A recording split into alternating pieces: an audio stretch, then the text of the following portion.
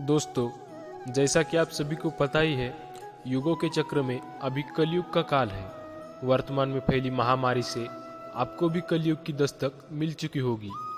लाखों की तादाद में जहां लोगों ने अपनी आंखों के सामने अपने करीबी लोगों को खोया है, निश्चित ही उन सब के मन में ये ख्याल आया होगा कि आखिर इस काल का अंत कब होगा और इसके बाद कौन सा युग आएगा। क्या उसमें भी ऐसे विकराल रूप का महासामना मानवों को करना पड़ेगा या स्थितियां कुछ सुधरेंगी। तो आइए जानते हैं ऐसे ही कुछ और प्रश्नों के उत्तर आज की इस वीडियो में। दोस्तों, गीता में कहे अनुसार युगों के परिवर्तन का ये 22वां चक्र चल रहा है और जिस प्रकार एक आत्मा का शरीर को त्याग कर दूसरा शरीर धारण करना, दिन के बाद रात होना, समय के साथ ऋतु का परिवर्तन होना तय है, ठीक उसी प्रकार एक निर्धारित कालखंड के बाद इस सृष्टि में युग का परिवर्तन होना भी एक अटल सत्य है। माना जाता है कि युगों के इस परिवर्तन की क्रिया में अब कलयुग के समाप्त होने और सतयुग के आरंभ होने का समय आ गया है।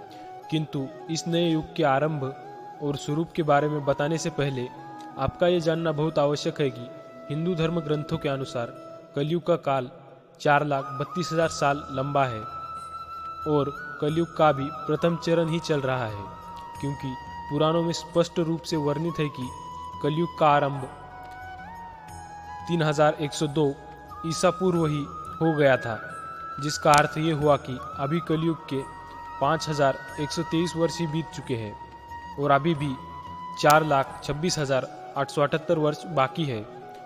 तो मित्रों, इससे आपको ये भी स्पष्ट होगा कि कलयुग अपने चरम पर नहीं पहुंचा बल्कि अभी आरंभ की ओर बढ़ रहा है। किंतु यदि आप ये जानने की इच्छुक है कि कलयुग का अंत कैसे होगा, तो आपको इसका उत्तर सनातन धर्म के कई ग्रंथों में मिल जाएगा, जिनमें से एक ब्रह्म पुराण के अनुसार कलयुग के अंत में मनुष्य की आयु महज 12 वर्ष रह जाएगी और इस दौरान लोगों में द्वेष और दुर्भावना बढ़ेगी और कलयुग की उम्र जैसे जैसी बढ़ती जाएगी वैसे वैसे नदियाँ सूखती जाएंगी। बेईमानी और अन्याय से धन कमाने वाले लोगों में बढ़ोतरी होने लगेगी। इतना ही नहीं, धन के लोभ में मनुष्य किसी की हत्या करने में भी संकोच नहीं करेंगे। मनुष्य पूजा पाठ, व्रत, उपवास और सभी धार्मिक कार्य करना बंद कर देंगे। गाय दूध देना बंद कर देगी। मानवता नष्ट हो जाएगी। लड़कियां बिल्कुल भी सुरक्षित महसूस नहीं करेंगी। यहाँ तक कि उनका अपने ही घर में शोषण होगा। उनके अपने ही उनके साथ व्यभिचार करेंगे। बाप बेटी, भाई बहन सभी रिश्ते अपनी मर्यादा को पीछे छोड़ देंगे।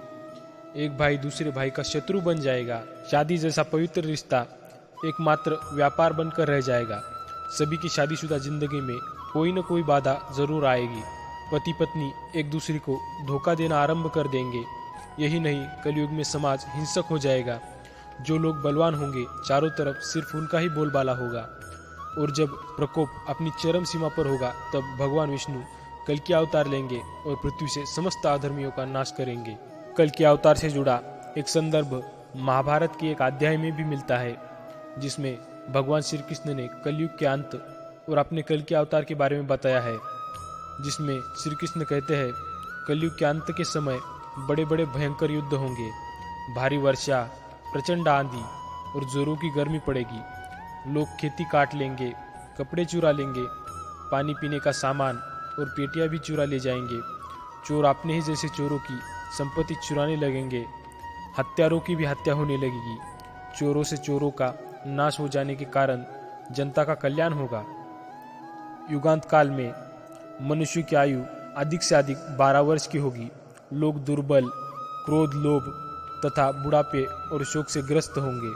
उस समय रोगों के कारण इंद्रियां क्षीण हो जाएंगी और जब कलयुग में पाप अपने चरम पर पहुंच जाएगा और पृथ्वी लोक से धर्म पूरी तरह से समाप्त होने लगेगा, तब मैं कल की रूप में अवतरित होकर इस धरा को पापों से मुक्त करूंगा और उसके बाद जो नया युग आएगा वो सतयुग कहलाएगा।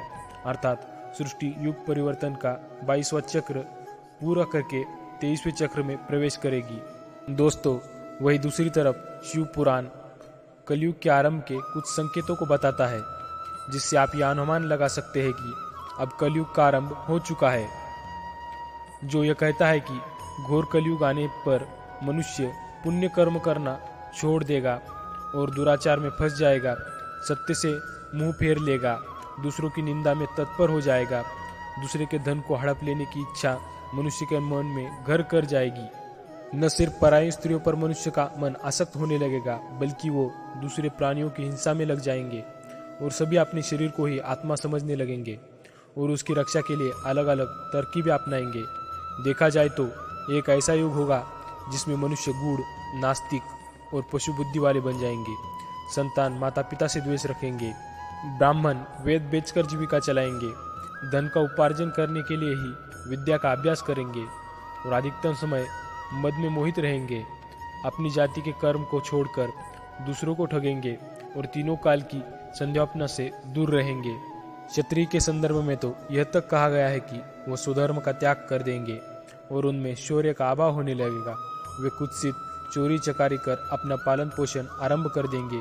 वो अपना कर्म धर्म छोड़कर उज्ज्वल वेशभूषा से विभूषित होकर व्यर्थ ही घूमेंगे और स्वयं को कुलीन उच्च जाति का जानकर चारों वर्गों ब्राह्मण, वैश्य, शूद्र और दलित के साथ वैवाहिक संबंध स्थापित कर सभी वर्गों को अपने संपर्क से भ्रष्ट करेंगे।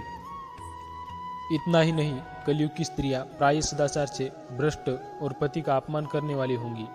वो सास ससुर से घृणा करेंगी, किसी का भी भय नहीं रखेंगी, मलिन भोजन करेंगी और अपनी पति की सेवा से सदा विमुख रहेंगी।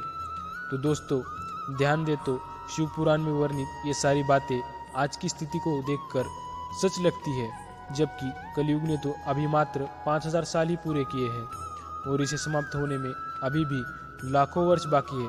तो ज़रा सोचिए, जब कलयुग अपने चरम पर होगा तो उस समय क्या होगा।